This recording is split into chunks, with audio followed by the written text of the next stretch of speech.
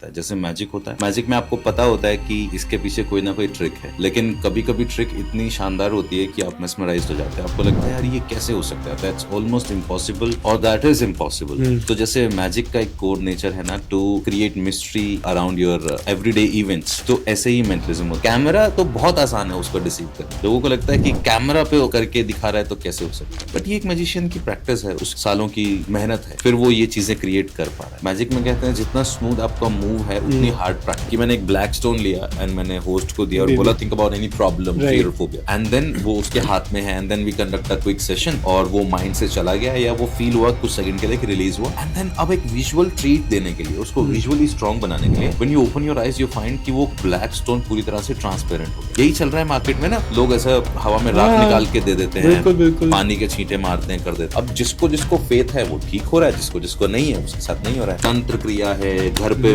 बाधा है, दुष्ट आत्मा का साया है, तुम्हारा ये हो सकता है, तुम्हारा वो, यहाँ से एक्सप्लोरेशन स्टार्ट। क्योंकि वो नेगेटिव थॉट डाल दिया आपने मेरे माइंड में ना। मैं कह रहा हूँ कि भाई आपको हिप्नोसिस नहीं सिखा। नहीं, हाँ नहीं, मैं आपको सिखा रहा हूँ अपने माइंड को, आपके पास इतना पावरफुल टूल है, उसको शार्प कैसे कर सकते, उसको अपने कंट्रोल में कैसे, like you have a very powerful force but वो आपके कंट्रोल में नहीं, और अगर आपने उसको कंट्रोल में कर लिया तो आप उसको चैनलाइज कर सकते हो, रिडायरेक्ट कर सकते हो, उसको अपने हिसाब से ले जा सकते हो। इसीलिए लोग रात को सोते हुए सपने में डर जाते हैं, जबकि वो रियलिटी नहीं है, वो माइंड में चल रहा है। पैल्पिटेशन हाई हो जाती है। कोई भी इमेजिनरी थ्रेट हमें डरा सकता है, इमेजिनरी हैप्पीनेस हमें खुश कर सकती है, इमेजिनरी सॉरो हमें सैड फील करा सकता है। हेलो जी, आज बात करेंगे हिप्नोसिस की। अरे नहीं यार, आपको हिप्नोसिस नहीं करने वाले हैं, हम लोग हिप्नोटाइज नहीं करने वाले। हम बात करेंगे कैसे हिप्नोसिस से हम अपनी मेंटल इश्यूज, मेंटल हेल्थ को बेटर कर सकते हैं, और कैसे जो ये मेंटलिस्ट हैं वो इस टेक्निक को यूज करते हैं to entertain us as well as to heal lot of people. So उसके लिए आज हमने बुलाया है एक फेमस मेंटलिस्ट जिसको आप लोगों ने बहुत बार बहुत जगह पे देखा होगा, रविंदर जी को। So let's welcome Ravinder ji to the show. Ravinder ji, welcome to Wisdom Whispers. Thank you so much भाई, thank you so much for inviting me. Ravinder ji, शुरुआत तो यहीं से करते हैं। हमने कहा मेंटलिस्ट, राइट? आप फेमस ही इसीलिए है मेंटलिस्ट, फिर हाँ आपको कई लोग हिप्नोसिस के लिए भी बहुत अच्छे से जानते हैं। तो ये मेंटलिस्ट करते क्या है? अच्छा, तो दो अलग अलग वर्ड्स आपने यूज किए, मेंटलिस्ट एंड हिप्नोटिस्ट।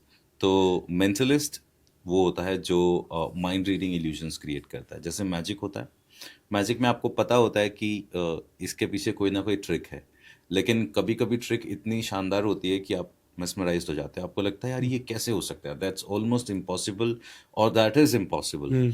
तो जैसे मैजिक का एक कोर नेचर है ना, to create mystery around your everyday events, तो ऐसे ही मेंटलिज्म होता है। मेंटलिज्म मैजिक का साइकोलॉजिकल एडॉप्टेशन है। ओके। तो मेंटलिस्ट वो होता है जो माइंड रीडिंग, साइकिक एबिलिटीज का डेमोन्स्ट्रेशन, टेलीपैथी, इस तरीके के डेमोन्स्ट्रेशंस करते हैं। तो क्या चल रहा है, अब ये लोग साइकिक होते हैं? हाँ नहीं, लेकिन मेंटलिस्ट ये कभी क्लेम नहीं करता है कि वी आर साइकिक्स। जैसे एक अच्छा एक्टर अलग अलग कैरेक्टर्स प्ले करता है, वैसे ही मैजिशियन खुद एक एक्टर होता है जो मैजिशियन का कैरेक्टर प्ले कर रहा है। ऐसे ही मेंटलिस्ट एक एक्टर होता है जो अलग अलग डेमोन्स्ट्रेशंस देते टाइम रिसोर्सेज यूज़ करता है, रेफरेंसेस यूज़ करता है, लैंग्वेज यूज़ करता है। कभी वो साइकिक बन जाता है, कभी वो टेलीपैथ बन जाता है, कभी वो स्पिरिट कम्युनिकेटर बन जाता है, बट ये सब परफॉर्मेंस का पार्ट है। सो परफॉर्मेंस आर्टिस्ट हैं। Yes, right. मेंटलिस्ट, जैसे आपने एक वर्ड यूज किया, मैजिक, है ना? तो ये जो मैजिक और मेंटलिस्ट के ये साइनोनिम्स नहीं है? नहीं, मैजिक के अंदर ये एक कैटेगरी है मेंटलिस्ट। यस, और मैजिक और भी बहुत कुछ है। मैजिक एक अम्ब्रेला टर्म है। मैजिक में फिर आ जाता है कॉन्ज्यूरिंग, जैसे कि जो बॉल से या छोटी छोटी चीज़ों से, अम्ब्रेला से, इन सब से मैजिक करते हैं, वो कॉन्ज्यूरिंग आर्टिस्ट हो जाते हैं। अच्छा। फिर आ जाते हैं इल्यूजन आर्टिस्ट, जिसमें ह्यूमन बॉडी यूज हो रही है, किसी को कट करना, किसी को लेविटेट करना। फिर आ जाते हैं एस्केप आर्टिस्ट, चेन से, हैंडकफ से कहीं से निकल जाना, फायर से निकल जाना। ऐसे डिफरेंट कैटेगरीज होती हैं। जैसे क्लोजअप आर्टिस्ट आ गए तो कार्ड मैजिक, कॉइन मैजिक, ये सब करते हैं। टेबल हॉपिंग करते हैं, रेस्टोरेंट बार में परफॉर्म करते हैं। ऐसे अलग अलग कैटेगरीज हैं। तो ये क्योंकि मैजिक के कुछ कुछ प्रिंसिपल्स यूज होते हैं इसमें, और मैजिक की तरह डिसेप्शन यूज होता है इसमें, ये सेपरेट होते हुए भी मैजिक से कनेक्ट है। सेपरेट मैं इसलिए कह रहा हूँ बिकॉज ये पूरी अलग तरीके की आर्ट फॉर्म है, लेकिन मैजिक के कुछ कुछ प्रिंसिपल्स इसमें यूज होते हैं, तो इस वजह से ये एक दूसरे से इंटरलिंक्ड है एक तरीके से। मैं कई बार जैसे ना शॉक या और रह जाता हूँ जब मैं कुछ टीवी शोज देखता हूँ जहाँ पे वो लोग पीछे बिल्डिंग गायब कर देते हैं, राइट? वो किस कैटेगरी में फॉल करता है?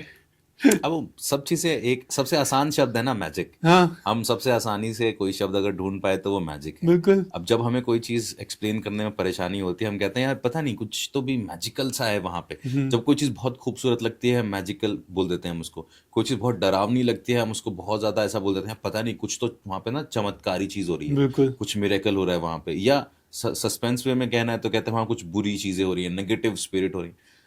ये सब उसी कैटेगरी में। तो आप मुझसे अगर ये पूछो कि वो बिल्डिंग गायब कर देते हैं, इंसान गायब, वो किस कैटेगरी, सब मैजिक ही है, इल्यूजन है, डिसेप्शन है।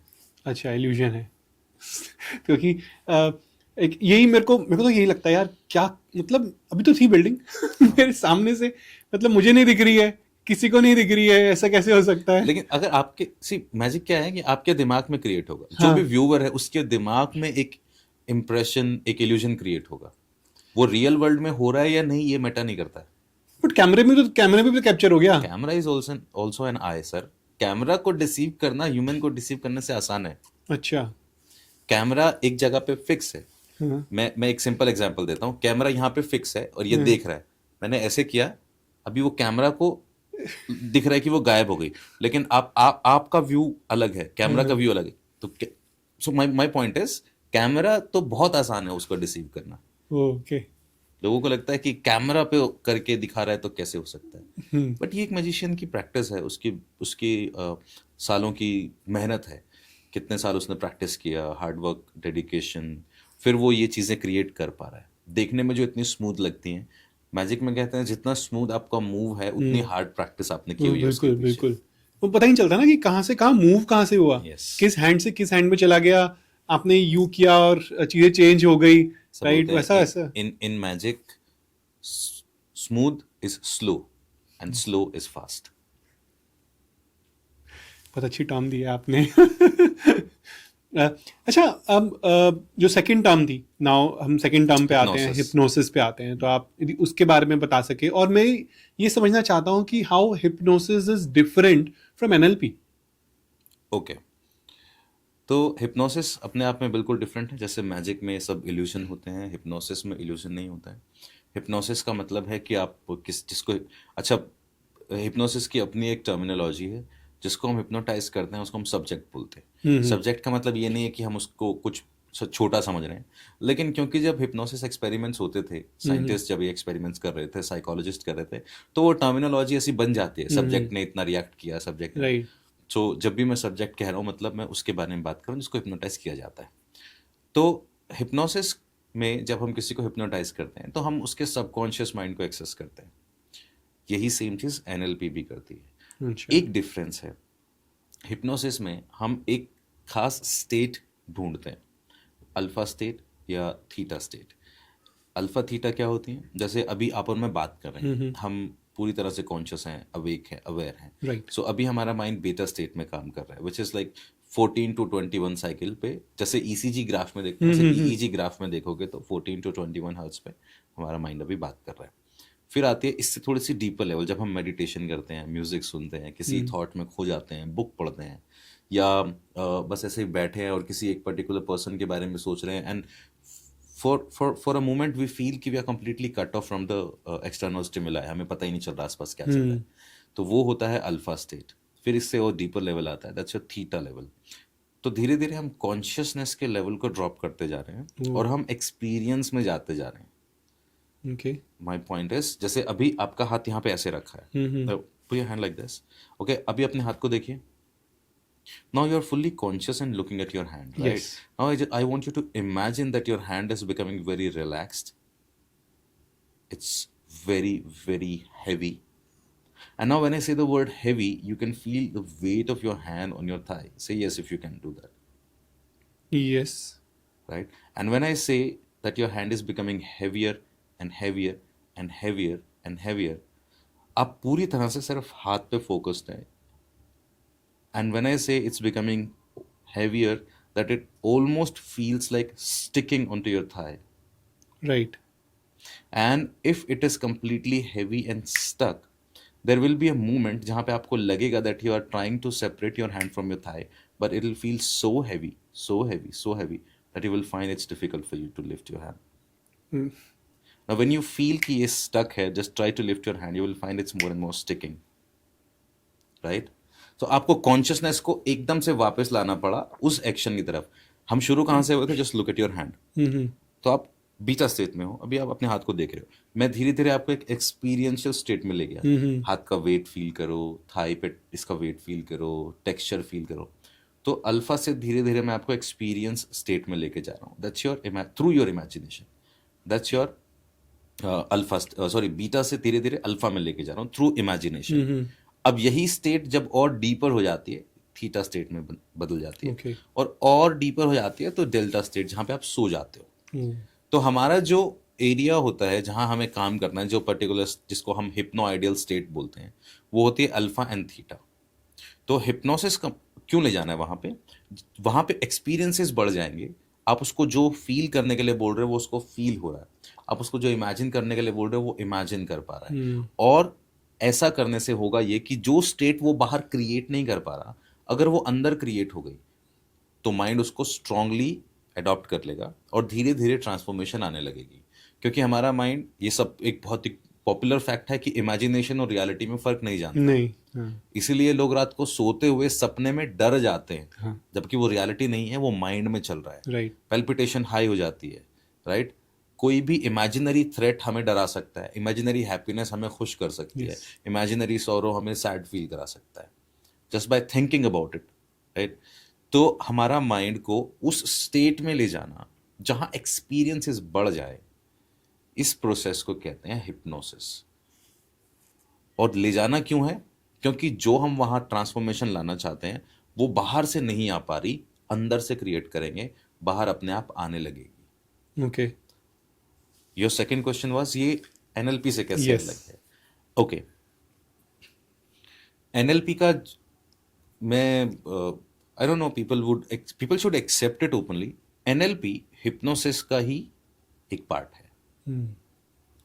क्योंकि एनएलपी में जो मेटा मॉडलिंग यूज होती है, जो सब मोडालिटीज समझी जाती, सब मोडालिटीज मतलब कुछ टेक्निकल टर्म्स हैं कि जैसे आप किसी इमेज के बारे में सोचिए. For example, if I ask you to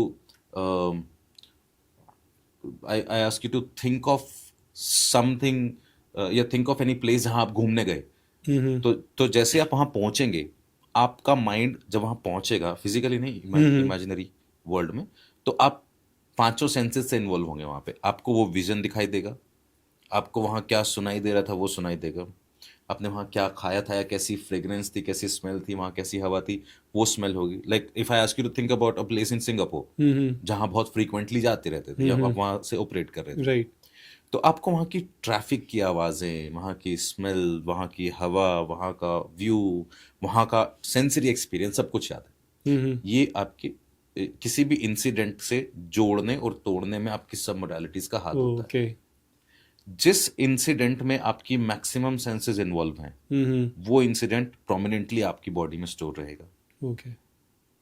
कुछ इंसिडेंट ऐसे हैं जो हुए पर रजिस्टर नहीं हुए, यानी आपको फर्क नहीं पड़ा Right. उनसे, तो आपको फर्क नहीं पड़ेगा क्योंकि आपकी सेंसेस उसमें इन्वॉल्व नहीं हो पाए. तो ये जो अंडरस्टैंडिंग है, ये खुद एक हिप्नोटिस्ट ने दी है, जिनका नाम था मिल्टन एच एरिक्सन, जिनको फादर ऑफ मॉडर्न हिप्नोसिस कहा जाता है. तो एनएलपी में सबसे ज़्यादा जो योगदान है वो हिप्नोसिस का है, और हिप्नोसिस के प्रिंसिपल्स को फास्ट एंड क्विक कर दिया गया. हिप्नोसिस में जहां हम एक प्रोसेस के थ्रू ट्रांस स्टेट क्रिएट करते हैं, इमेजिनेशन के थ्रू अल्फा या थीटा में ले जाते हैं, एनएलपी काम करता है रेपिटेशन, एंकरिंग, इनके बेसिस पे. जैसे अगर मैं आपको एक ही चीज लगातार बोलता रहूं, तो धीरे धीरे आप कितना भी इग्नोर करें, वो कोई ना कोई इम्पैक्ट छोड़ेगी. यस. तो हिप्नोसिस में अगर कोई हिप्नोटाइज्ड है तो मैं उसको बोलूंगा कि आप इमेजिन करो कि आज के बाद जब आप चाय छोड़ चुके हो तो आपकी लाइफ कितनी हेल्दी है. आप ग्रीन टी पी रहे हो और आपको अच्छी लग रही है, क्योंकि वो एक रिसेप्टिव स्टेट में है.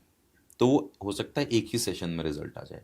एनएलपी में मुझे 10 बार उसे ये चीज रिपीट करानी पड़ेगी जब तक वो स्टेट क्लियर ना हो जाए, वो स्टेट क्रिएट ना हो जाए. तो एनएलपी हिप्नोसिस का ही एक पार्ट है, प्लस इसके प्रिंसिपल्स बेस तो हिप्नोसिस में है, लेकिन यहाँ हम ट्रांस क्रिएट नहीं करते हैं, यहाँ हम रिपीटेशन के थ्रू फीलिंग क्रिएट करते हैं। ओके। उसके थ्रू हम एंकरिंग करते हैं, हम सेंसेस के थ्रू एक फीलिंग क्रिएट करने की कोशिश करते हैं। तो ये एक मेजर डिफरेंस है। अच्छा, अब दोनों में से कौन सा स्ट्रांग है कौन सा वीक है, ये पर्सन टू पर्सन वेरी करता है। जब मैं किसी के साथ हिप्नोसिस या हिप्नोथेरेपी करता हूँ तो मैं भी एनएलपी के कुछ टेक्निक्स यूज करता हूँ। कई बार होता है सिर्फ एनएलपी से काम हो जाता है, कई बार होता है आपको एक डीप स्टेट चाहिए जहां आपको काम करना है, एनएलपी काम नहीं कर रही, तो आप उसको एक रिसेप्टिव स्टेट में ले जाते हो। तो आप समझ लीजिए कि hypnosis is a gun, NLP is the bullet.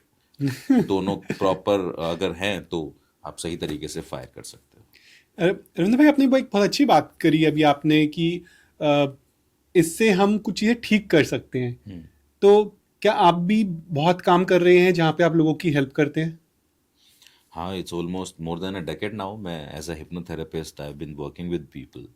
और ऐसा नहीं है कि हर केस में रिजल्ट मिलता है, लेकिन हाँ 90% 95% केसेस में सक्सेस मिलती है।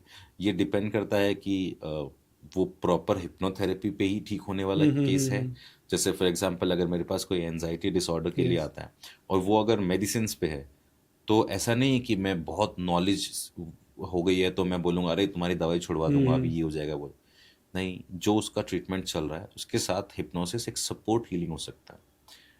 बहुत सारे थेरेपिस्ट इससे इत्तेफाक नहीं रखते हैं, शायद उनको लगता है कि नहीं आप सब्जेक्ट के दिमाग में ये फेथ नहीं पैदा कर पा रहे। मैं कह रहा हूँ भाई सब कुछ ठीक है, फेथ भी पैदा हो गया, लेकिन आप समझिए अगर बॉडी को कहीं पे रिक्वायरमेंट है मेडिसिन की तो हमें उसको इग्नोर नहीं करना चाहिए।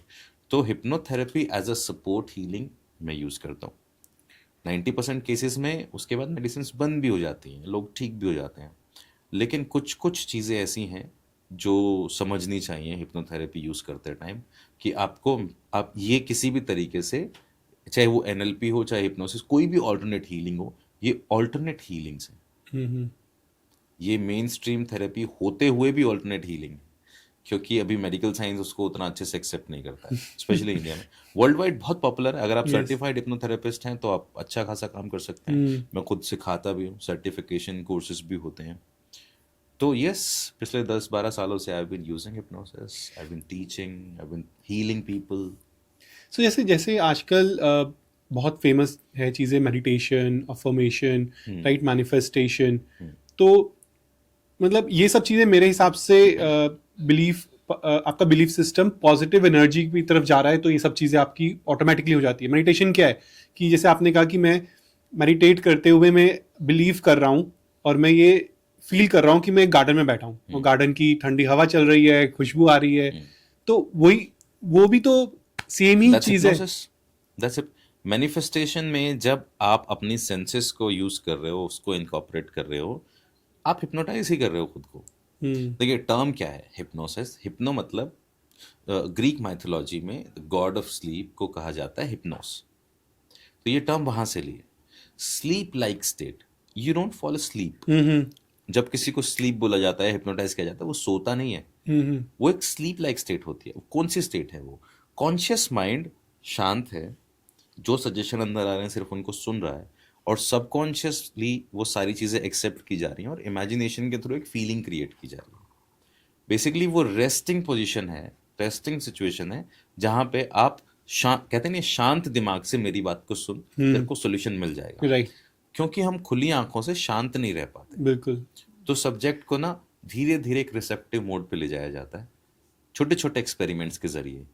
छोटे छोटे एक्सपेरिमेंट्स करते करते रिसेप्टिविटी बढ़ाते हैं, और वहाँ जाके जो डायरेक्ट सजेशंस देते हैं वो अपने आप रिजल्ट देते हैं। क्योंकि जैसे मैं बहुत सारे लोगों से मिलता हूँ, तो मैं भी मेडिटेशन की बात करता हूँ, तो लोग मुझे ये कहते हैं कि अभिषेक जो तुम बोल रहे हो ना वो पॉसिबल नहीं है, कि मैं यहाँ बैठे हुए गार्डन में पहुँच गया, तो मुझे तो वो फीलिंग आती ही नहीं, तो ये मेडिटेशन होती कैसे है? क्योंकि मैं बहुत कोशिश कर चुका, मेरे से तो होता नहीं, मैं तो इमेजिन कर ही नहीं पाता कि मैं अब गार्डन में हूँ, मुझे खुशबू भी आ रही है, मैं सौंधी सौंधी हवा भी महसूस कर रहा हूँ। कई लोग कहते हैं अरे यार ठंडी हवा कहाँ से आ गई। तो सबका अपना रिसेप्टिविटी का लेवल होता है, और कुछ सबके अपने एक्सपीरियंस करने के पैटर्न होते हैं। हाँ कुछ लोग आवाज से कनेक्ट हो पाते हैं, कुछ लोग स्मेल से कनेक्ट हो पाते हैं, कुछ लोग विजन से कनेक्ट हो पाते हैं, कुछ लोग सेंसरी एक्सपीरियंसेस से कनेक्ट हो पाते हैं। सबका अपना तरीका है। लेकिन ये बात फैक्ट है कि जब मैक्सिमम सेंसेस किसी एक थॉट में इन्वॉल्व होने लग जाएंगी, वो थॉट आपको स्ट्रांगली फील होने लगेगा। आपने एक बात बोली कि लोग बोलते हैं मैं इमेजिन नहीं कर पाता। एक बहुत बड़ी मिसकंसेप्शन है, visualisation and imagination are two different things. अच्छा लोगों को लगता है कि जो लोग इमेजिन कर पाते हैं, या जो जो पुअर विजुअलाइजर्स, पुअर नहीं कहूंगा, जो कम विजुअलाइज कर पा रहे हैं, उनको लगता है कि जो ज्यादा विजुअलाइज कर पा रहे हैं उनको कोई स्क्रीन की तरह दिखाई देता है अंदर। जबकि ऐसा नहीं है। हर किसी को स्क्रीन की तरह नहीं दिखाई देता, राइट? इमेजिन कोई भी कर सकता है। अब एक क्विक एक्सपेरिमेंट है इसको करने के लिए। Just close your eyes for a moment. अपनी आंखें बंद कीजिए और अपने आप को अपने घर के बाहर खड़ा हुआ देखिए। अपने घर का दरवाजा देखिए। घर का दरवाजा खुल गया, आप अंदर जा रहे हैं, और जैसे ही आप अंदर जा रहे हैं अपने घर की तरफ, अंदर जाइए और सबसे पहले जो भी एरिया आता है वो देखिए, और फिर उसके बाद अपने बेडरूम में जाइए। आपके बेडरूम में जो जो आपको दिखाई दे रहा है वो देखिए। अपने बेड पे जाके बैठ जाइए। बेडशीट को फील कीजिए, कुशन को फील कीजिए, and now open your eyes. अब यहाँ पे दो चीजें हुई होंगी। जब मैंने कहा कि imagine yourself standing outside your house, आपने खुद को वहां खड़े हुए देखा या सीधा अपना दरवाजा देखा? दरवाजा देखा। राइट। तो आप वो पर्सन हैं जो डायरेक्ट चीजों को देख रहे हैं। कुछ लोग होते हैं जो थर्ड पर्सन व्यू से देखते हैं, वो खुद को वहां खड़ा हुआ देखते हैं। ओके समझ रहे हैं द डिफरेंस, कि आप कैसे एसोसिएटेड हैं और कैसे डिसएसोसिएटेड हैं। तो आपने जो देखा वो एसोसिएटेड व्यू था, फर्स्ट पर्सन व्यू था। जब आप अंदर गए, फिर मैंने कहा अपना बेडरूम देखिए, तो आपने चीजों को देखा, आपने खुद को नहीं देखा। अब जैसे मैं आपको कहूँगा इमेजिन योर सेल्फ कि आप सिंगापुर में हैं और अपने जो आपका ऑफिस है वहां है, तो हो सकता है यू सी योर सेल्फ वहां पे, जैसे कोई कैमरा आया और आपको दूर से व्यू दिखा रहा है। तो कुछ लोगों की कंफ्यूजन होती है कि इमेजिनेशन होता है कि चीजें दिखाई दे रही हैं सामने, कुछ लोगों की होती है कि विजुअलाइजेशन होता है कि चीजें रंगीन दिखाई दे रही हैं, आवाज सुनाई दे रही है। सबके साथ ऐसा नहीं होता। कुछ लोग सिर्फ इमेजिन कर पाते हैं कि हाँ ठीक है, मैंने मान लिया यहाँ पे कैंडल जल रही है। हाँ बस वही, मैं शायद उन्हीं में से हूँ जहाँ जो मैं ये मान सकता है कि कैंडल जल रही है, मुझे कैंडल दिख नहीं रही है। आप सिर्फ वो विजुअल, आपका जो पॉइंट है वो ये है कि आपको जो जो फ्लैशेस आए वो प्रीवियस मेमोरीज के हैं। मैं आपको बोलूंगा कि क्रिएट कर लो एक कैंडल सामने, तो शायद आपके लिए वो चैलेंजिंग है। इसीलिए आप एक्सपीरियंस क्रिएट नहीं कर पाते या स्लो क्रिएट कर पाते हो। लेकिन ऐसा नहीं है कि कोई भी एक्सपीरियंस क्रिएट नहीं कर पाओगे। हो सकता है कैंडल देखने में प्रॉब्लम हो। मैं आपको कहूं कि अपनी फेवरेट फ्रेग्रेंस के बारे में सोचो। So do you like perfumes या ऐसा कुछ? नहीं, ऐसा कुछ नहीं। Okay, are you like food? Yes. Okay, close your eyes, think about your favourite food and imagine कि वो फूड आपके सामने है और आप जैसे उसको खाते हैं, फोक से, स्पून से, हाथ से, जैसे भी खाते हैं, you're taking a bite and just look at that। उसकी फ्रेग्रेंस के बारे में सोचिए, उसको देखिए, उसका कलर कैसा है, वो बहुत ही डिलीशियसली बना है। एंड स्लोली आपका हाथ आपके फेस की तरफ आ रहा है। Just smell the fragrance of that food and now you feel the very first bite in your mouth and tell me when you can actually feel the fragrance and taste in your mouth।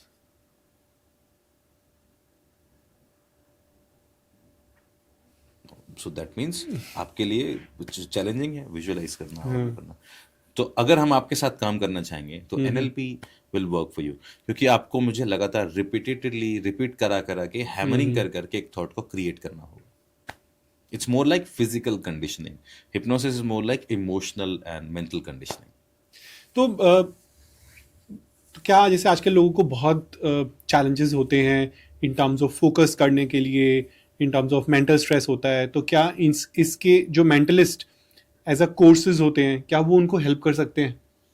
Hypnosis help करता है। सी mentalism तो performance का part, अच्छा, performance है वो बस। Pure performance Okay. है। वो उनको सीखना चाहिए जिनको एक स्किल सीखना है, एक हॉबी की तरह सीखना है, या एक एक्स्ट्रा एक स्किल होना चाहिए उनके पास। लेकिन इसमें कमाल की चीज़ ये है, जैसे अभी हमने एक चैलेंज, छोटा सा चैलेंज फेस किया कि आपको विजुअलाइज करने में कोई ना कोई परेशानी होती है। तो ऐसे में अगर मैं कोई एक ट्रिक ऐसी क्रिएट करूं जिससे मैं आपको कन्विंस कर सकूं कि आपको विजुअली भी कुछ दिखाई दे रहा है, राइट? आपको विजुअली, फॉर एग्जांपल मैंने एक ब्लैक स्टोन लिया, जैसे मैं अपने कई पॉडकास्ट पे कर चुका हूँ, I didn't want to repeat it here, Yeah. But एक ट्रिक है कि मैंने एक ब्लैक स्टोन लिया एंड मैंने होस्ट को दिया और दे बोला think about any problem, fear, phobia, Right. Right? And then वो उसके हाथ में है and then we conduct a quick session, और वो माइंड से चला गया या वो फील हुआ कुछ सेकंड के लिए कि रिलीज हुआ। एंड देन अब एक विजुअल ट्रीट देने के लिए, उसको विजुअली स्ट्रांग बनाने के लिए, when you open your eyes you find कि वो ब्लैक स्टोन पूरी तरह से ट्रांसपेरेंट हो गया, कि उसके अंदर से जो हेजीनेस थी, ब्लैकिश था, वो क्लियर हो गया। अब ये ट्रिक है, लेकिन इसको मैंने थेरेपी के साथ यूज किया तो ये और स्ट्रॉन्ग इम्पैक्ट डालती है। Okay. ये बिल्कुल ऐसा है जैसे बहुत सारे हीलर्स या वो चीजें करते हैं, ये गिमिक्स यूज करते हैं इस तरीके के, कि अभी मैं आपको मान लो ऐसा पानी दे दूं पीने के लिए और बोलूं कि इससे आप ठीक हो जाओगे, तो शायद आपको डाउट होगा। बट मैं ऐसे हवा में हाथ घुमा के और ऐसे करूं और पानी आ जाए और मैं कहूं कि ये तो साक्षात संगम का पानी है और गंगा जी का पानी है, तो ये आपका लेवल ऑफ रिसेप्टिविटी है। अगर आप बहुत ज्यादा बिलीव करते हो मेरे पे, तो आपको सच में यकीन होगा कि हाँ ये है। यही चल रहा है मार्केट में ना, लोग ऐसा हवा में राख निकाल के दे देते हैं, बिल्कुल, बिल्कुल। पानी के छींटे मारते हैं, कर देते। अब जिसको जिसको फेथ है वो ठीक हो रहा है, जिसको जिसको नहीं है उसके साथ नहीं हो रहा है। तो ये ट्रिक्स को एक आम आदमी को जिसको अपने आप को हील करना है, हेल्प चाहिए, वो ट्रिक्स शायद खुद पे अप्लाई ना कर पाए, लेकिन हिप्नोसिस सीखना सबके लिए बहुत एक सही डिसीजन हो सकता है और बहुत हेल्पफुल हो सकता है। तो अगर कोई मुझसे कोई पूछे, मेरे 2 कोर्सेज हैं, मेंटलिज्म की बेसिक ट्रिक्स एंड हिप्नोथेरेपी, मैं सबको बोलता हूँ भाई गो फॉर हिप्नोथेरेपी। 25+ आवर्स की ट्रेनिंग है उसमें, मेरी लाइव वर्कशॉप का पूरा रिकॉर्डेड है वो, 25-26 घंटे के आसपास की ट्रेनिंग है। फिर उसमें सेल्फ हेल्प के ऑडियोज भी डाले हुए हैं हमने, 8-10 ऑडियोज जो माइंड प्रोग्रामिंग के लिए, एंजाइटी के लिए, एंगर के लिए, इन सब चीज़ों के लिए वो भी डाले हुए हैं। तो वो वाकई उसके लिए है जिसको सेल्फ हेल्प करनी है या जिसको सीख के आगे भी किसी की हेल्प करनी है। वो कोर्स बहुत पावरफुल, मतलब genuinely I am very proud of that content of mind कि ये बढ़िया बन गया। पता नहीं बाय गॉड ग्रेस ये किसी तरीके से हो गया बहुत अच्छा। तो उससे तो फिर आपको बहुत सारे ऐसे आपके पास केसेस भी होंगे जहाँ लोग कहते होंगे कि सर आपने तो हमारी जिंदगी बदल दी। बहुत। अभी कल मेरे पास किसी का एक मैसेज मैंने देखा कि मतलब लंबा सा मैसेज था, बट उसका क्रक्स ये था कि पहले मैं बहुत बाबाओं के पास जाता था, यू सेव्ड माय लाइफ, मैं खुद सोचता था कि मैं बाबा बन जाऊंगा, मुझे किसी चीज में मन नहीं लगता था, and you saved my life. अब मुझे समझ में आ रहा है कि हाँ धर्म का अपना महत्व है, लेकिन माइंड इज वेरी पावरफुल। तो अभी आपने क्योंकि बात करी, आई नो आप बहुत बहुत सारे आपके पॉडकास्ट है जहाँ पे आप ये बात करते हैं बाबाओं की, राइट? और मैं उस पर ज़्यादा जाना नहीं चाहता, मगर इसके भी अलग अलग कैटेगरीज ऑफ बाबाज हैं, right? There are certain babas और certain gurus, not let's not call them babas, right? हम उनको स्टीरियोटाइप ना करें।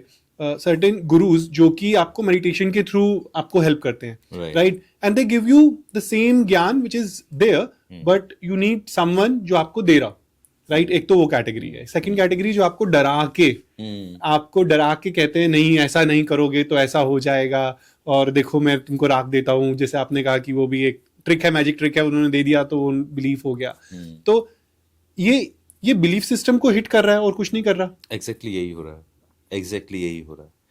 तो जैसे अभी आपने थोड़ा सा अपनी लैंग्वेज को मॉडरेट रखते हुए कहा कि मैं एक किसी पर्टिकुलर वर्ड यूज नहीं करूंगा, तो सबसे पहले तो इस वर्ड पे मैं बोलना चाहता था, जानबूझ के बोलना चाहता था, बाबा जो टर्म है इसका किसी रिलीजन से लेन देना नहीं है। हाँ, बिल्कुल भी नहीं है। तो बाबा एक अरेबिक वर्ड है जो किसी बुजुर्ग, समझदार, बड़े के लिए यूज होता है।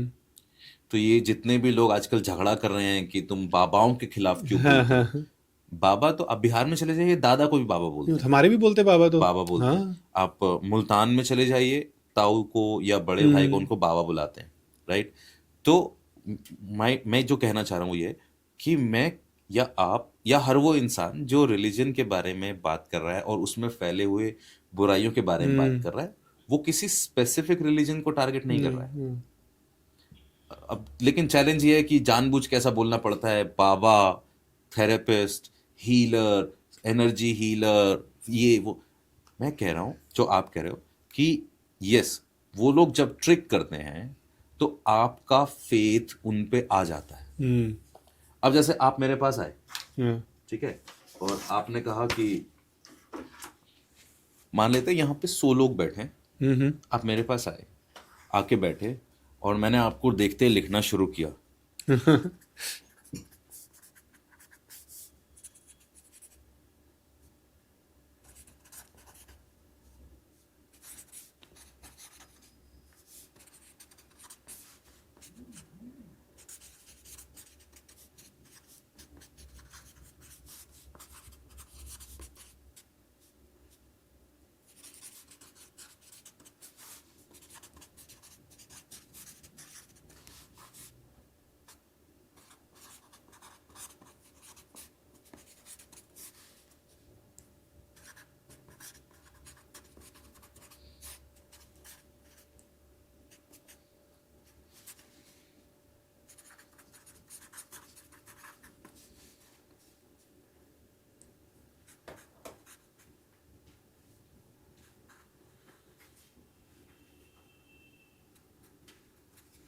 ओके,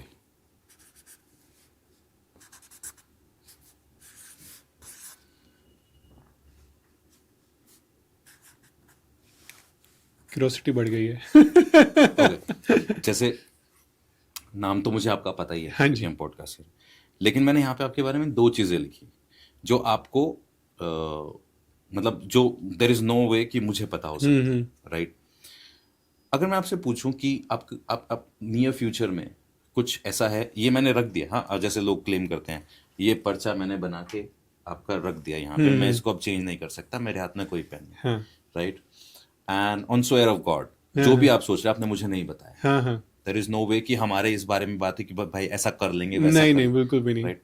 मैं करूंगा भी नहीं, वरना मैं कहता मैं इमेजिन कर पा रहा हूँ, मैं नहीं कर पा रहा तो नहीं कर पा रहा हूँ। That's right, that's right. मैं आपसे 2 चीजें जानना चाहता हूँ। पहली, नियर फ्यूचर में आप क्या खरीदना चाहते हैं? इफ यू हैव एनी गोल कि आप कुछ खरीदना चाहते हैं तो क्या खरीदना चाहते हैं? बता दूं? हाँ, agriculture land. Okay. Do you have any dream कि ये अचीव करना है, समथिंग जिसके बारे में आप काम कर रहे हैं या करना चाहते हैं? हाँ, व्हाट्स दैट? IIMs में एज अ प्रोफेसर। IIM में एज अ प्रोफेसर। ओके, अब ये आपने मुझे नहीं बताया, एंड मतलब इससे ज्यादा ऑनेस्टी से हम बात ही नहीं कर सकते कि ये हमारी नहीं हुई है इस बारे में डिस्कशन। अब मैंने लिखा है, पार्डन माय हैंडराइटिंग, आपका नाम अभिषेक है, आप एग्रीकल्चर लैंड लेना चाहते हैं। बाप रे। Can you see this? Yes. Agriculture land.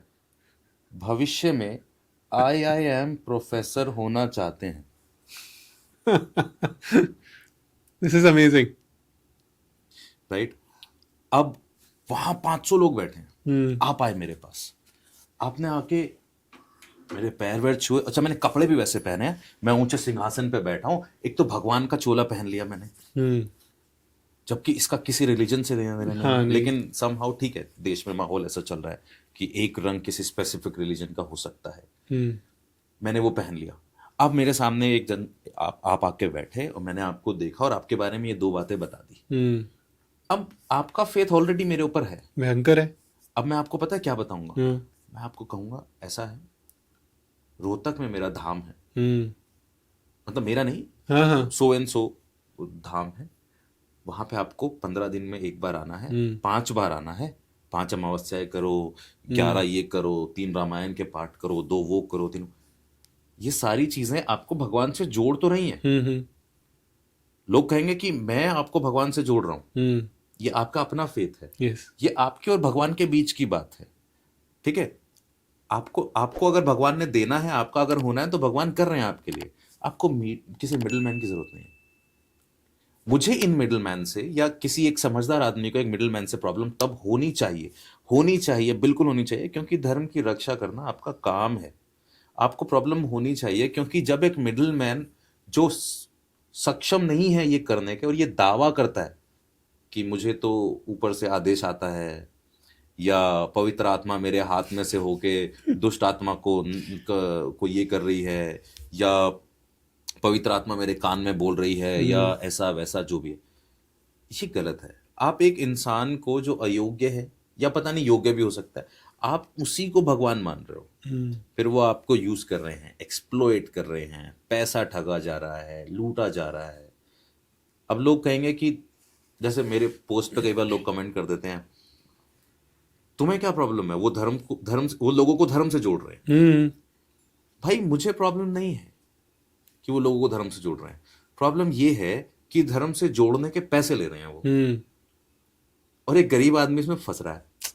तो ये जो आपने बात कही कि क्या वो बिलीफ सिस्टम को यूज करते हैं, हाँ वो बिल्कुल बिलीफ सिस्टम को यूज करते हैं, डराते हैं। अगर बात सिर्फ यहां तक होती है अभिषेक तो प्रॉब्लम नहीं थी कि आप ये इसके बाद दो बातें और बोली जाती है, तंत्र क्रिया है, घर पे बाधा है, दुष्ट आत्मा का साया है, तुम्हारा ये हो सकता है, तुम्हारा वो, यहां से एक्सप्लॉयटेशन स्टार्ट होता है क्योंकि वो नेगेटिव थॉट डाल दिया आपने मेरे माइंड में ना। अब अगर आपको कोई, जैसे जो डॉक्टर आपको डायग्नोस कर पा रहा है, आपको लगे यार इसने बीमारी पकड़ ली, अब दवाई भी देगा ये, दवाई लेके हम ठीक भी हो जाएंगे। ठीक होना आपकी बॉडी ने है क्योंकि एंटीबॉडीज आपके अंदर बननी है, आपका काम भगवान ने करना है, आपका कनेक्शन भगवान से होना है। लेकिन ये जो बीच में है ना, तंत्र बाधा है, भूत, ये एक तरीके का ट्रांस है, एक तरीके का ट्रैप है, एक तरीके का स्कैम है। ये एक इशू है जो हमेशा मैं बात करता हूँ जिस पे मेरे को था नहीं कि इस पे हम इतने डिस्कशन करेंगे, बट हाँ कई चीजें मुझे ऐसा लगा कि जब बोला है तो उस पे क्यों ना मैं क्लैरिटी ले लूं। हाँ, वो क्लैरिटी बहुत जरूरी थी। मैं किसी पर्सन से परेशान नहीं, हाँ, मुझे नहीं। किसी व्यक्ति विशेष से कोई दिक्कत नहीं है, करते रहो, दुनिया चल रही है, मैं भी चल रहा हूँ, तुम भी हाँ वो तो हमने कितनी पिक्चरों में भी देखा है। वो मुझे जैसे याद है अमिताभ बच्चन वाली पिक्चर, वो लोग यही करते थे दोनों। मेरी नानी बचपन में कहानी सुनाया करती थी कि एक बार किसी घर में आग लगी हुई थी, तो एक छोटी सी चिड़िया अपनी चोंच में पानी लेती और डाल देती। तो कौवा कहता है तू क्या कर रही है, तो चिड़िया कहती है कि मैं अपने हिस्से का तो करूं, मैं अपने हिस्से का तो करूं आग बुझाने के लिए जंगल में, तो सेम मैं अपने हिस्से का कर रहा हूँ। ठीक है, आप अपने हिस्से का कर रहे हो और वो अपने हिस्से का कर रहे हैं। बट एक लर्निंग जो है रविंदर जी वो यही है कि इन लोगों को आजकल जैसे कंसंट्रेशन की प्रॉब्लम है, वो लोग अपना फोकस नहीं कर पाते, तो जो ये हिप्नोसिस के कोर्सेज हैं this will help them. Why? Because जो ये, क्योंकि हिप्नोसिस के कोर्सेज या मेडिटेशन के कोर्सेज वो करते क्या है, वो आपको एक स्टेट में ले जाते हैं कि आपको कहते हैं आपका फोकस कंसंट्रेशन बढ़ाओ अपना, वही है और कुछ नहीं है। और आजकल लोगों को बहुत प्रॉब्लम है क्योंकि जो अटेंशन स्पैन है वो धीरे धीरे छोटा होता चला जा रहा है। 3 सेकंड का हुक चाहिए अब तो वीडियो में, उससे ज्यादा चलता ही नहीं, क्योंकि 30 सेकंड की तो वीडियो ही बनानी है। हाँ तो उससे ये हेल्पफुल रहेगा, राइट? बहुत ज्यादा हेल्पफुल है क्योंकि ये आपको एक्सटर्नल वर्ल्ड से कनेक्ट करके इंटरनल ले जाता है। वो जो पॉजिटिव एनर्जी की बात करते हैं आजकल सब बात करते हैं, आप किसी भी एक्टर का, किसी भी पॉलिटिशियन का या किसी भी फिल्म आप स्पोर्ट्स पर्सन का कोई भी इंटरव्यू आजकल सुन ले तो हर कोई पॉजिटिव एनर्जी की बात करता है कि हमने ये मैनिफेस्ट किया, उसकी बात करते हैं। तो ये क्या डिफरेंट है? सबके अलग अलग मेथड हैं, लेकिन कोर यही है कि वो एक तरीके की सेल्फ हिप्नोटिक स्टेट क्रिएट करते हैं। Okay. जैसे अभी रिसेंटली मैं डिस्कस कर रहा था अमित भाई से, आप जानते हैं, आपके अच्छे दोस्त हैं मेरे। तो एक दिन हम बात कर रहे थे, उनका एक वेबिनार चल रहा था, तो नहीं पॉडकास्ट से पहले एक दिन हम मिले थे। Okay. तो उस दिन जनरली ऐसे ही बात कर रहे थे, तो मैंने बोला यार मेरे को अच्छा लगता है कि कुछ ऐसी क्विक टेक्निक्स बनाई जाए।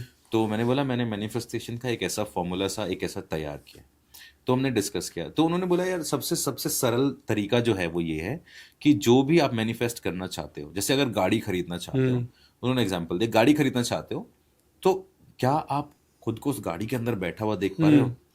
क्या आप उसकी स्मेल को फील कर पा रहे हो? वो लेदर जो अंदर लगा हुआ है, जो अंदर फोम लगी हुई है, उसको फील कर पा रहे हो? क्या आप स्टीयरिंग के टेक्सचर को फील कर पा रहे हो? क्या आप उसके इंजन के स्टार्ट होने की आवाज सुन पा रहे हो? बेसिकली हो क्या रहा है, आप अपनी 5 सेंसेस को अपने गोल में कैसे जोड़ सकते हो, आपको वो ढूंढना है। और जब आप ज्यादातर टाइम ऐसा करते हुए बिताते हो और सिर्फ अपने एक्शन करते रहते हो, तो आपको पता भी नहीं चलता कब आपका गोल और आपका एक्शन अलाइन हो जाते हैं। आपने बहुत अच्छी बात करी, एक्शन। मेरे ख्याल से जो सब लोग मिस कर जाते हैं ना, वो अभी भी इम्पोर्टेंट है, बिना एक्शन के नहीं है। हाँ, तो अभी भी मतलब ये मेरे ख्याल से मैंने हर पॉडकास्ट में कवर करा है कि कि जब हम लोग कहते हैं कि अच्छा मैनिफेस्ट करो, मैनिफेस्ट करो, मैनिफेस्ट केवल सोचने से नहीं होता है, एक्शन करना बहुत जरूरी है। आपने वो बोल दिया। जरूरी, बिल्कुल जरूरी है। हालांकि इसके कॉन्ट्राडिक्शन में भी लोग बोलते हैं कि बिलीफ ही ऐसा होना चाहिए कि यूनिवर्स अलाइन हो जाए। अरे यूनिवर्स तो अलाइन हो ही जाएगा, हाँ। लेकिन एक्शन जरूरी है। और मेरे एक लास्ट पॉइंट आई थिंक, एक मेंटल वेलबींग, हम्म। तो आप उसमें भी लोगों की हेल्प करते हैं मेंटल वेलबींग को? पूरा सारे पॉडकास्ट में इस बारे में ही बात करते हैं हम लोग जनरली, कि आप रेकी सीखते हैं, प्राणिक हीलिंग सीखते हैं, एनर्जी हीलिंग सीखते हैं, एनएलपी सीखते हैं। आई एम टीचिंग माई पार्ट कि हिप्नोसिस ने मुझे सबसे ज़्यादा रिजल्ट दिए हैं, हिप्नोसिस इजी टू लर्न है। तो बेसिकली मैं बात ही वो कर रहा हूँ मेंटल वेलबींग। देखिए मैं आपको एक सरल बात बताता हूँ, I am saying it on on your podcast. मेरा एक ही कोर्स है हिप्नोसिस का, less than 2,000 रुपीज। अब मैं अगर अपनी प्रोफाइल देखता हूं तो I can sell it easily somewhere between 25,000 to 50,000। मेरी लाइव वर्कशॉप में अगर आप आते हैं तो दैट्स फॉर 25,000, अगर आपको स्टे चाहिए, अदरवाइज इट्स 22,000। मुझे जितने लोग मिले हैं आज तक, ऐसा हर बैच में एक ना एक होता है, सारा बहुत कम चार्ज करते हो। तो ये वही है कि मैं अपने एंड पे मेंटल वेलबींग को प्रमोट कर रहा हूँ। मुझे पता है कि हिप्नोसिस ने मुझे और मेरे हजारों क्लाइंट्स को ये रिजल्ट दिए हैं। That's what I am teaching. तो this is a sort of promotion, बताना ये कितना हेल्पफुल है। मेंटल वेलबींग में हिप्नोसिस बहुत पावरफुल टूल है। ये तो आपका बड़प्पन है सर, कि बिकॉज यही वही है ना कि सोसाइटी को वापस कैसे दिया जाए। यस, एक्चुअली मैं यही कहने वाला था। It's our time now to give back to the society. Society ने हमें बहुत कुछ दिया है, तो हम कैसे उसको ग्रेटिट्यूड के थ्रू दे सकते हैं, वो तो हम आभार रहेंगे उसके। मतलब अपने पेरेंट्स के लिए, अपने फ्रेंड सर्कल, अपनी फैमिली, हर चीज़ के लिए, तो वो एक तरीका है वापस देने का। यहाँ से यही यही हम कर रहे हैं इस पॉडकास्ट पे बैठ के भी, कि कैसे हम लोगों को सिखा पाए। कोई एक ऐसी 2-3 थिंग्स जो लोग घर पे भी कर सकते हैं और जिससे कि उनकी मेंटल वेलबींग बेटर हो सके। ओके, सबसे आसान है, अगर आप इजीली अपने माइंड को काम डाउन करना चाहते हैं। बहुत लोगों को ऐसा होता है ना कि दिमाग इधर उधर बहुत भागता है, तो उसमें सबसे आसान एक टेक्निक होती है, दैट्स कॉल्ड शांभवी मुद्रा। हम एग्जैक्ट शांभवी पे नहीं जाएंगे बिकॉज उसमें उसमें त्रिबंध लगता है, मूल मतलब वो योगा की एक टेक्निक है। हम सबसे सरल तरीका है, so just take your finger like that, index finger, okay, and put it here right between your eyebrows. Okay, now keep staring and close your eyes. और अपनी आंखों को वहीं रखना है अपने माइंड में, थ्रू योर स्कैल्प। इमेजिन करो कि आप उस स्पॉट को देख रहे हो through your scalp, and now remove your finger but keep your focus there.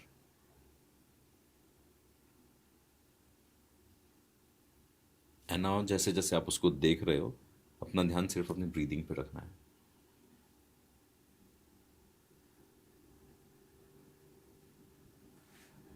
That's right. Now you can shift your focus, open your eyes. ये 10 सेकंड हमने किया। अगर आप कॉन्शियसली अब याद करोगे, इन 10 सेकंड में आपका दिमाग में क्या थॉट चल रहा था? कुछ भी नहीं। That's it. This is the beauty. This is the beauty of Shambhavi, या इस एक्सरसाइज की, कि आपने आंखों से एक्सटर्नल वर्ल्ड को पहले ब्लॉक किया और एक फोकल पॉइंट पे ले आए। आसपास क्या चल रहा है इससे कट हो गए, फिर इसी को हमने इंटरनल एक्सपीरियंस में ले जाना है, और यहाँ देखते हुए और ब्रीदिंग पे फोकस रखना है। अब होगा ये कि दिमाग या तो एक टाइम पे ब्रीदिंग पे जाएगा, एक टाइम पे आंखों पे जाएगा, ब्रीदिंग पे जाएगा। एक्सटर्नल वर्ल्ड से आप कट हो जाओगे। If you can sit in this, you can repeat this for like good 30, 40, 50 seconds, at least 1 minute, 2 minute. With in 2 minutes आप देखेंगे कि वो जितना शोर चल रहा था दिमाग में वो शांत हो गया। One technique. सेकेंड टेक्निक आप कर सकते हो, बॉक्स ब्रीदिंग कर सकते हो, या आप 8, 4, 6 ये कर सकते हो।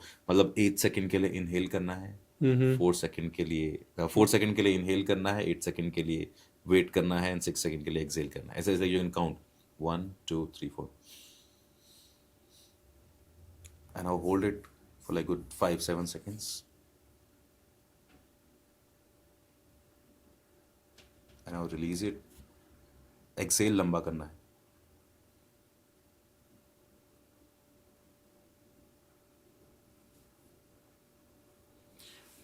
माइंड को रिलैक्स करने के लिए बहुत अच्छी एक्सरसाइज है। या फिर कपालभाति कर सकते हो आप, बहुत अच्छी एक्सरसाइज है स्ट्रेस को कम करने के लिए। Okay, great. मेरे को वो बड़ी अच्छी लगी शाम्भवी, क्योंकि उससे कम से कम आप जो आपने कहा ना आउटर वर्ड से कट गए थे।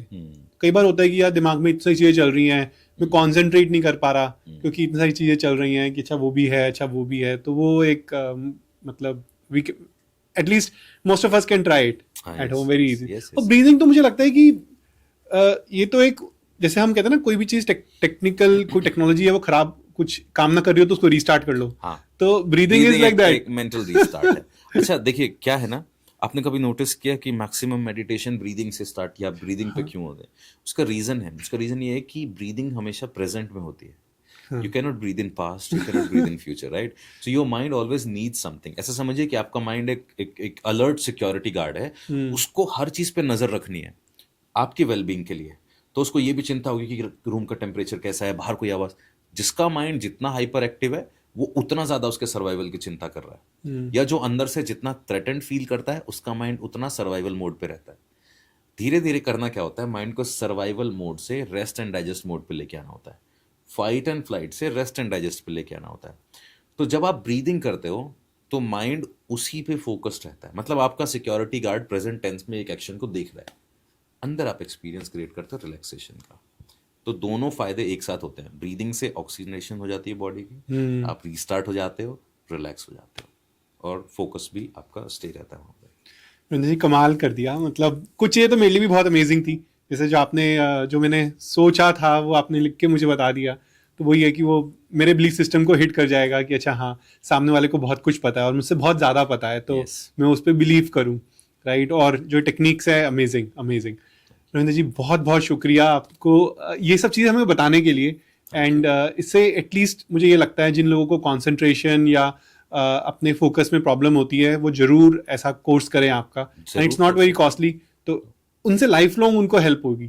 तो और खासतौर से बच्चों को जहाँ पे देखिए मैं मुझसे कोई कहता है कि हिप्नोसिस मतलब मैं क्यों सीखूं? हाँ मैं कह रहा हूँ कि भाई आपको हिप्नोसिस नहीं सिखाना। नहीं, हाँ नहीं, मैं आपको सिखा रहा हूँ अपने माइंड को, आपके पास इतना पावरफुल टूल है, आप उसको शार्प कैसे कर सकते हो, उसको अपने कंट्रोल में कैसे। Like you have a very powerful horse but वो आपके कंट्रोल में नहीं है। और अगर आपने उसको कंट्रोल में कर लिया तो आप उसको चैनलाइज कर सकते हो, रीडायरेक्ट कर सकते हो, उसको अपने हिसाब से ले जा सकते हो। whoever you are a trainer, teacher, therapist, healer, you are a parent, you are a brother, you are a friend। आप अपने लिए नहीं तो दूसरे के लिए कर सकते। आई मीन मेरे बहुत सारे स्टूडेंट हैं ऐसे जो दिवाली या इस टाइम पे बोलते हैं सर कोई सर ऑफर चल रहा है क्या? बोलते क्यों? अरे नहीं अपनी सिस्टर के लिए सोच रहा हूँ, उसको ये कोर्स बाय करके डाउनलोड करके पेन ड्राइव में गिफ्ट दे दो। तो I mean it's useful for everyone. और जो ये करने में कितना समय लग जाता है ये सीखने में? इसके लिए आपको जो है साधना करनी पड़ती है। नहीं, मेरा एक बिगिनर कोर्स है इसका, उसमें एटलीस्ट आपको कुछ टेक्निक्स पता चल जाते हैं कि मेंटलिज्म कैसे काम करता है, इसके बेसिक प्रिंसिपल्स क्या हैं। बाकी फिर आप एडवांस लेवल पे आगे कैसे करना चाहते हैं, क्या करना चाहते हैं, उस पर बात कर सकते हैं। Amazing amazing amazing Ravindra ji, thank you. Thank you so much. बहुत ही मजा आया। मतलब एक होता है नॉलेज तो मिली, मजा भी बहुत आया मुझे तो कि अच्छा हाँ क्योंकि आपने ऐसी चीजें लिख के दे दी मुझे जो मैं सोच रहा था। हाँ बस इसमें ये लिखना है कि 2026, 27, 28 तक आपका काम हो जाएगा, लाभ होगा। अरे वाह great, thank you so much sir. Thank you भाई, thank you so much, thank you. Amazing. मैं तो खुद ऑ मूवमेंट थी मेरे लिए जब उन्होंने वो लिख के दे दिया कि अच्छा ये आप सोच रहे थे। मुझे नहीं लगा था कि ऐसा होगा, टू बी ऑनेस्ट। मुझे लगा था कि यार ये पकड़ नहीं पाएंगे, बट मैं गलत था यहाँ पर। बट एक जो अच्छी चीज़ हुई है वो यही हुई है कि मैं भी एक ऐसा कोर्स सर का जरूर ज्वाइन करने वाला हूँ अब 2000 वाला। कुछ बेसिक तो अंडरस्टैंडिंग मिलेगी।